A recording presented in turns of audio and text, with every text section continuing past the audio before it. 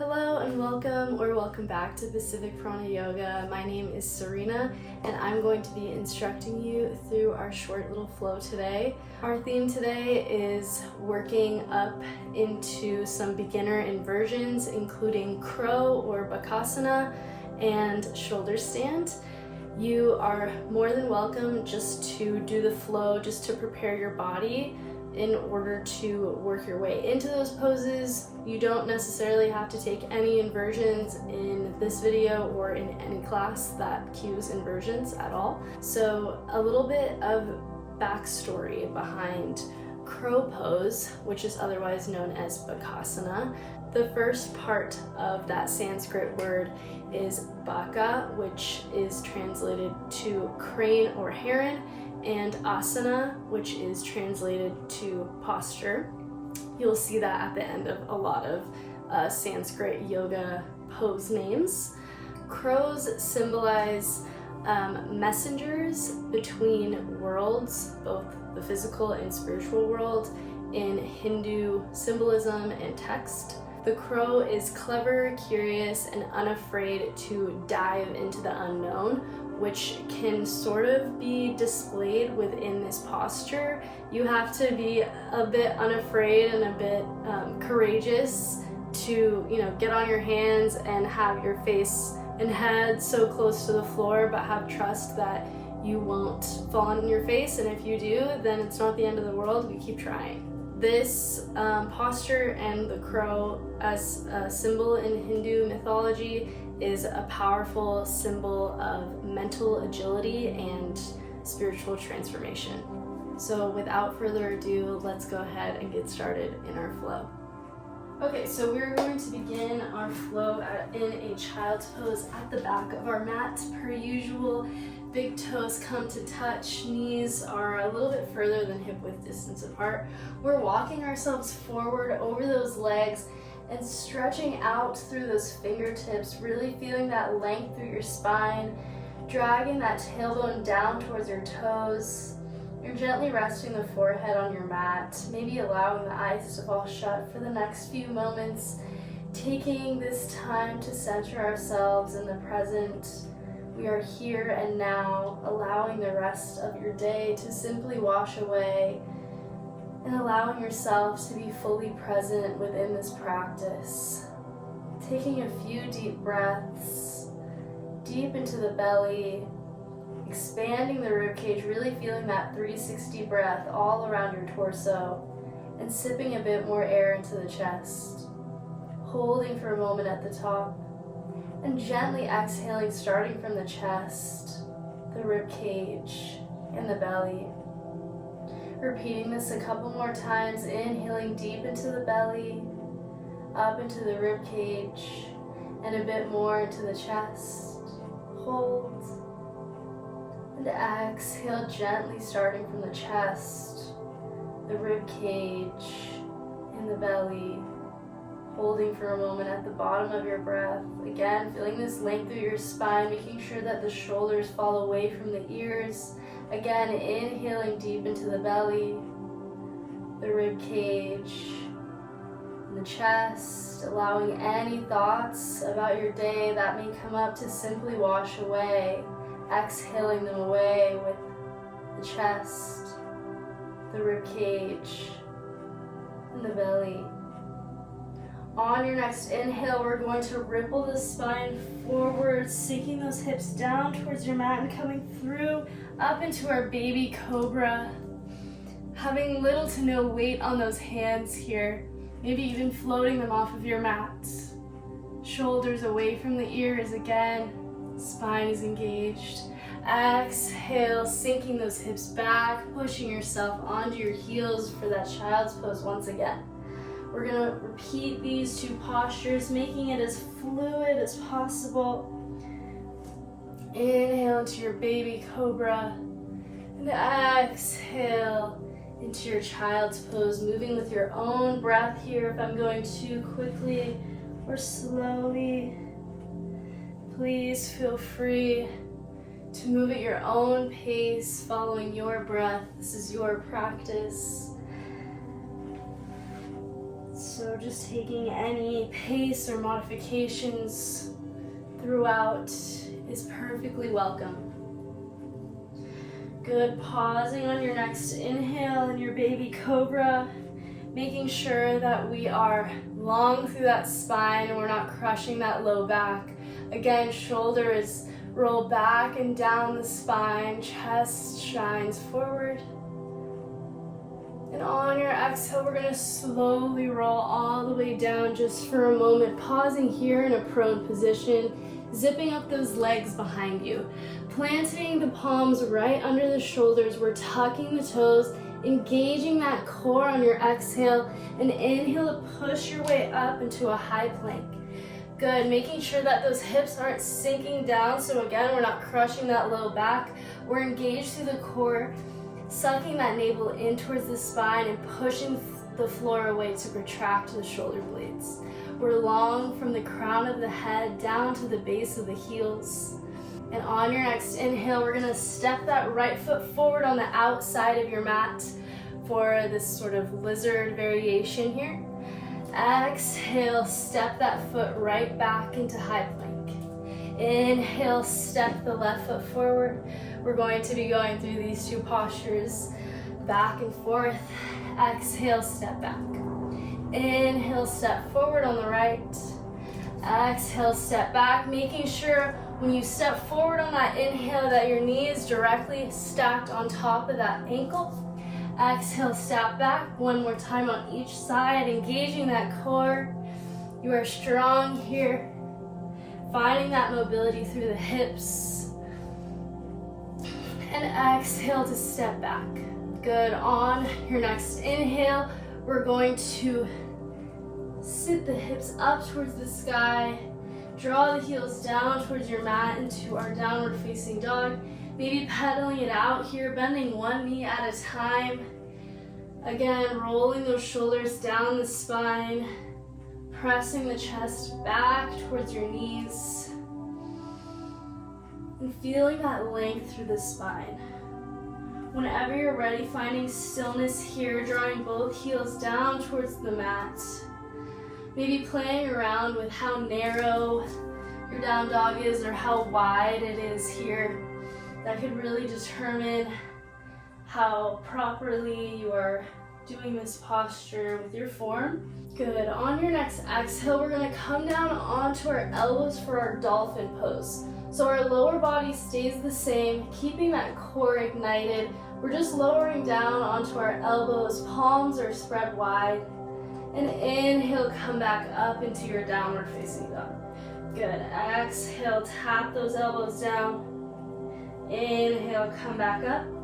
This might feel a little awkward on your shoulders. If it's hurting at any point, just stay here in downward dog. One more time. Exhale, tap those elbows down. Inhale, press up into your downward facing dog. From here, I lied, we're going to lower down into our dolphin pose one more time. From here, we're going to step back. So we're in a forearm plank here. Again, keeping that navel in towards the spine, engaging the core, making those hips right in line with the rest of your body so they're not sinking down towards your mat.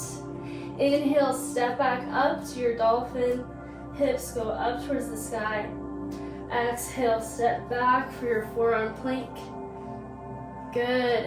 One more time as we step forward into our dolphin.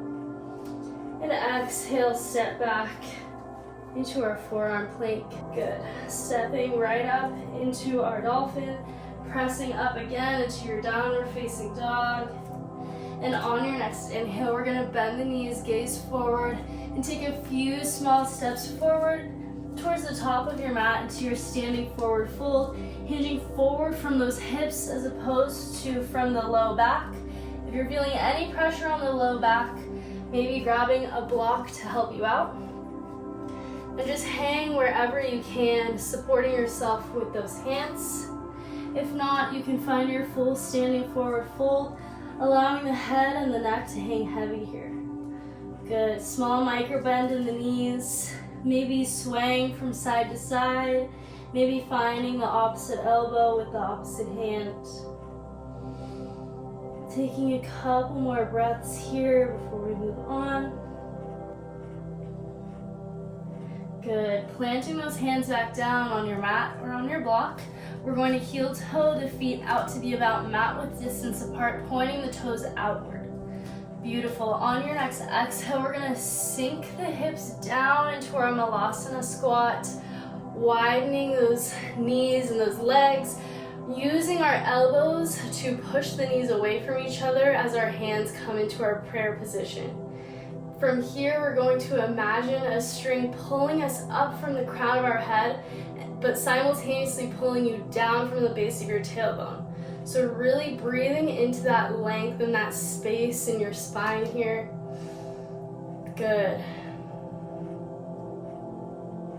Maybe sitting, rocking from side to side if that feels good for you.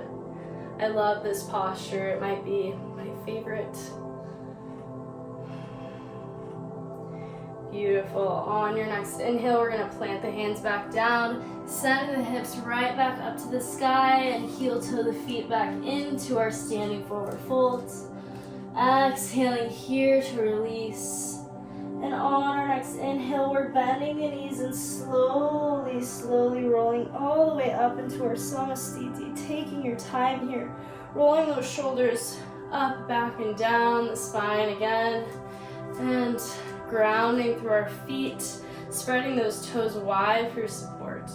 Beautiful. On your inhale, we're sweeping both arms up, overhead, and exhale forward into your standing forward fold. Inhale, find length through the spine, halfway lift. Exhale, plant the hands down, step back. Find any variation of chaturanga that you'd like. Inhaling up into your upward facing dog. And exhale, tuck the toes, lift the hips, downward facing dog. Beautiful. On your next inhale, we're lifting that right leg up, three-legged dog. Maybe kicking that right heel in towards the right glute and drawing some circles with that right knee. Again, finding mobility through that hip, reversing the direction of those circles. Again, inhale that right leg back up, squaring the hips down towards your mat. Exhale to step that right foot through with intention, stacking that right knee directly on top of the right ankle. We're inhaling to sweep the arms up, high crescent lunge. Hips and shoulders are squared towards the top of your mat. Gazing right towards the top of your mat. On your next exhale, we're going to step that left foot forward, finding your chair pose. Pelvis is neutral here. We're sitting back towards the heels, finding a strong straight line from the fingertips down towards the tailbone. On your next inhale, we're stepping the left foot back, finding your warrior two pose. Good. Finding that strong foundation here. Gazing over the right fingertips. Right knee is tracking in line with the right toes. Good. Taking a breath here. And exhale to straighten that right leg, maybe even flexing that heel in towards the ground and reaching the right fingertips towards the back of your mat for a reverse triangle. Beautiful. A little funky transition here. We're cartwheeling the arms down, rolling onto the back toes and through into our twisted crescent lunge. From here, we're inhaling to sweep the right and left hand back into our airplane arms, into our high crescent lunge. Again, that strong straight line from the crown of your head towards those left heels. Good. On your next inhale, we're shifting our weight forward onto the right foot, finding our way into our warrior three. Maybe those arms still are reaching back. Maybe we're bringing them towards our heart center. Beautiful. Inhale, Shiva squat, bringing that left knee towards the back of the right calf. And exhale, sitting back onto both sit bones and finding our way into a seated twist. Inhaling that left arm up towards the sky. Exhaling to hook the left elbow on the outside of that right knee. Gently gazing over the right shoulder here, if that helps you. Using your inhale to grow taller, sinking down through both sit bones. Again, that string is pulling you up from the crown of your head. And we're exhaling to twist just a little bit deeper. Beautiful. Using your exhale to unfurl from this posture, coming through into our crescent lunge. So just grounding that right foot down. And exhale, full chaturanga. Stepping the right foot back, flowing it out, using your own breath through your upward facing dog. And back into your downward facing dog. Taking a couple of restful breaths here, just finding your way here at your own pace. On your next inhale, we're sweeping that left leg up this time, three-legged dog. Exhale to kick that left heel in towards the left glute, drawing a few circles with that left knee in the sky. Reversing the direction of those circles. Opening up that hip joint. Inhale that left leg back up. Exhaling with intention, stepping that left foot forward between the hands. Inhale, sweep the arms up for your high crescent lunge. That back leg stays strong and engaged. Gazing a few inches in the front of your mat. We're exhaling to step that right foot forward into our chair pose. Again, hips are seated back towards the heels. We should be able to move those toes around. Good. Inhale, step the right foot back again into your warrior two. This time, left knee is tracking in line with the left toes. Hips and shoulders are squared towards the right side of your mat. We're gazing over the left fingertips. Good. On our exhale, we're straightening that left leg, maybe even digging into the heel, into the mat, and reaching the left fingertips back towards the back of your mat into your reverse triangle. Taking another breath here. And inhale to a funky transition. Again, cartwheeling those arms down, finding your way into a twisted crescent lunge, rolling onto the right toes. Again, stacking that left knee right over the left ankle here. Really opening up those shoulders towards the left side of your mat. Good. From here, we're inhaling to our airplane crescent, reaching those fingertips back towards that right heel. And inhale forward onto the left foot for our warrior three. Squaring the shoulders and the hips down towards the mat or the floor. Exhale, Shiva squat. Bringing that right knee in towards the left calf this time. And exhale again into your seated twist, sitting back. Inhaling that right arm up this time. And exhaling to hook it around that left leg. Good. Again, inhaling to grow tall here. And exhale to twist just a little bit deeper. Good. On your next inhale, we're unraveling from this posture, coming through our high crescent lunge, hands framing the left foot. And exhale that left foot back, full chaturanga, flowing it out. And meeting me in downward facing dog, following your own breath.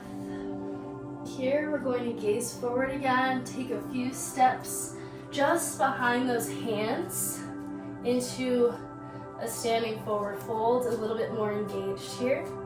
From here, we're going to plant the hands down. So really making sure that we're grounding through the four corners of the hands, which is the mound of the index finger, the mound of the pinky finger, and then the two corners of that wrist. So we want to make sure that our weight is evenly distributed through those 4 points. You could even pretend like you're grasping your mat here, like you're grabbing it with your fingertips.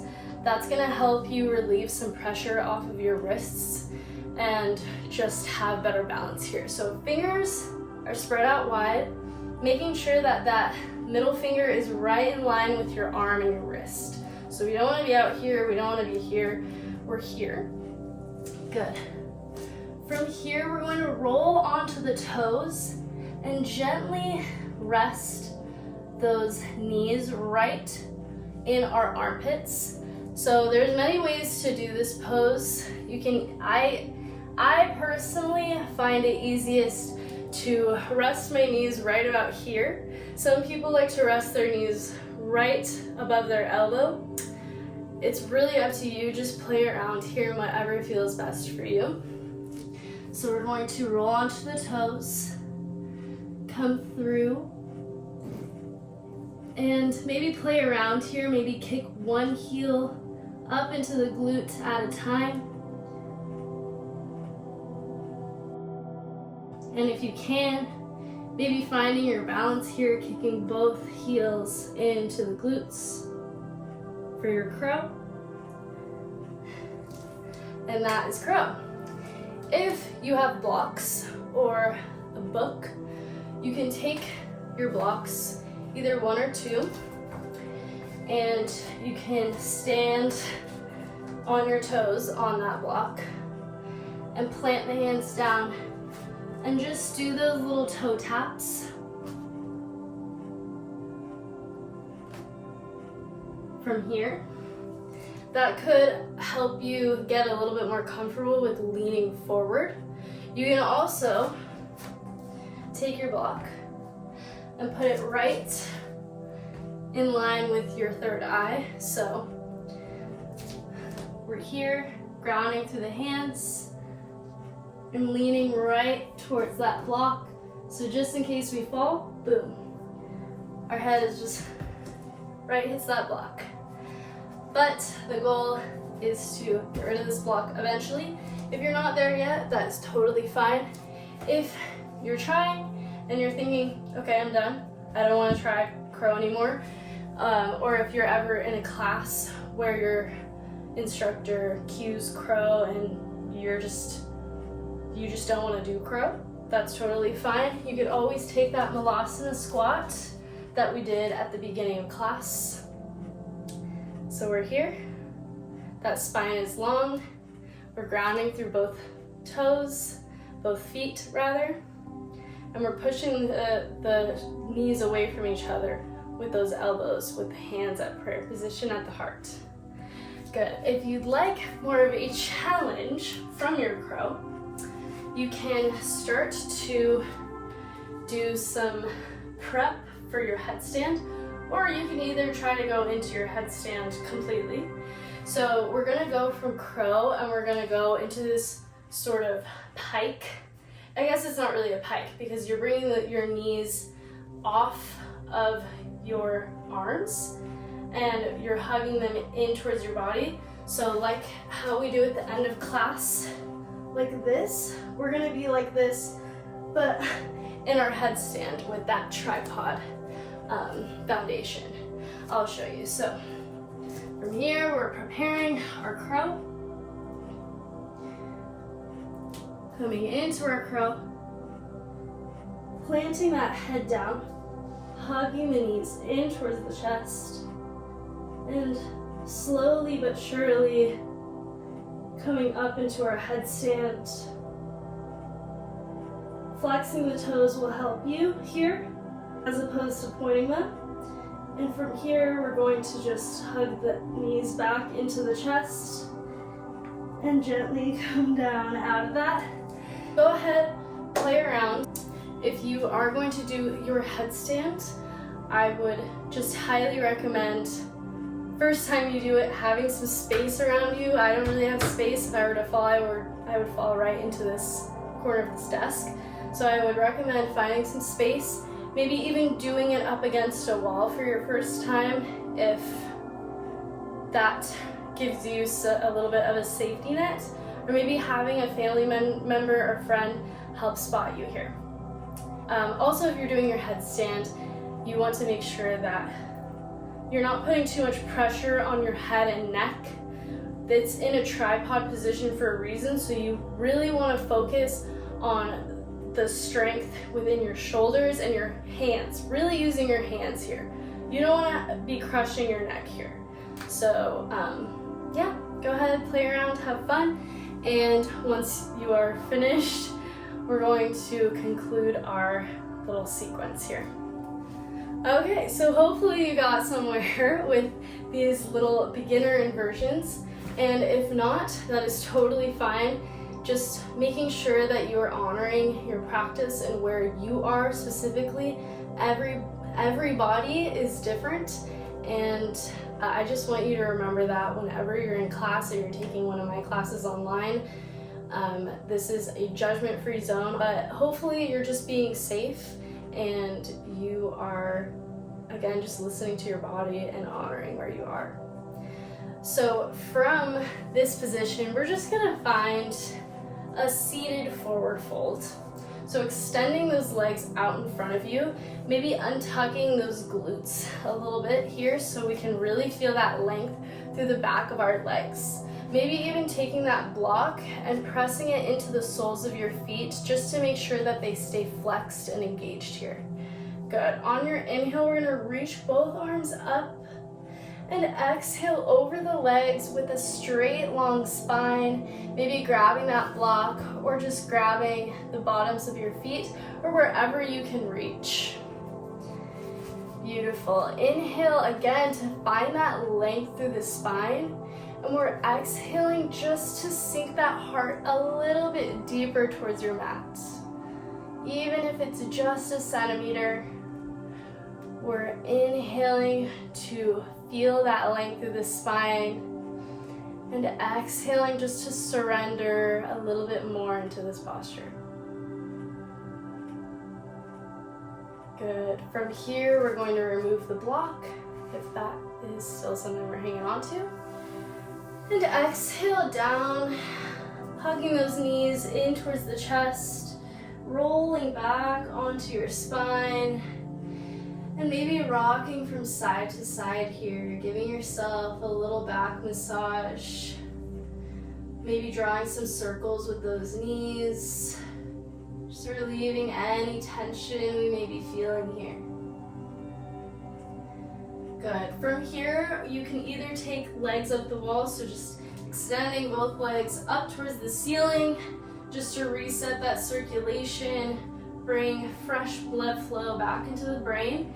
If you'd like to take another beginner inversion, we're going to kick these feet over towards the top of our mat, using our hands at the base of our spine and elbows as sort of this kickstand into our plow pose. And making sure that we have a small, cutie-sized space between our chin and our chest for our breath, and try to ground those toes down in the floor, in the mat. Good, making sure that we're not moving our head from side to side at all. It's staying still. If you'd like to take it up a notch, you can inhale both legs up towards the sky, still using those hands as a kickstand if you like, up into your shoulder stand, really reaching those toes up towards the sky as much as possible, pointing the toes. Again, making sure that you're maintaining a small space between the chin and the chest. On your next exhale, we're going to kick the legs back into our plow pose just momentarily. And exhale, using those hands to gently guide your spine all the way back down onto your mat, slowly and with control. Extending those legs long, pointing the toes. We're going to sit on the tops of our hands. So the palms of our hands are grounded on the mat and our glutes are just right on top of those hands. We're going to inhale again, using those elbows as a kickstand to reach the heart up towards the sky, maybe allowing the head to fall back into our fish pose. This is a great counter posture for your shoulder stand and plow pose, making sure that you're not putting any pressure on the neck. And exhale all the way down onto your mat once again, hugging those knees in towards the chest. And taking your happy baby, so grabbing the soles of your feet with the hands, knees sink down towards your mat. I'm going to turn this way. Good. And just taking any shapes, any final shapes that feel good for your body. Maybe that's extending one leg out while bending one leg in at a time. Maybe that's extending both legs out at a time if that feels good for you. Or maybe that's just finding stillness here in your happy baby. Again, this is your practice, so please listen to your body. Good. Feel free to stay here as long as you'd like. If you'd like to move on, or hugging those knees in towards the chest one final time, giving yourself one last tight squeeze, tensing up your muscles, and exhaling out into your final posture, Shavasana, allowing the limbs to fall away from the body. Shoulders sink down into your mat. Palms of the hands are up towards the sky. Feet fall away from each other. And allowing your eyes to fall shut. Sinking inward. Finding your breath once again. Maybe finding that 3-part yogic breath that we practiced at the beginning of today's flow. And allowing yourself on each exhale to sink deeper into the earth, deeper into your mat. Allowing any thoughts to float away, to come and go like the waves.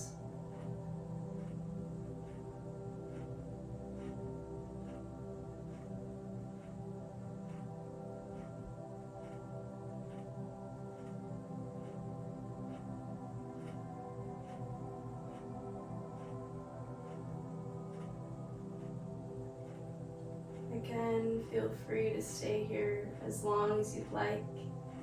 If the rest of your day is calling your name, simply begin to deepen your breath. Feeling your belly rise on each breath in and fall on each breath out. Maybe beginning to bring some movement back into the body by wiggling the fingers and the toes. Maybe giving yourself a big stretch, reaching the hands over the head. And whenever you are ready, finding your way back into a seated position in your easy seat, crossing your legs. And taking a few final deep breaths in, just to center in this energy, this wonderful energy that you and I have cultivated together today.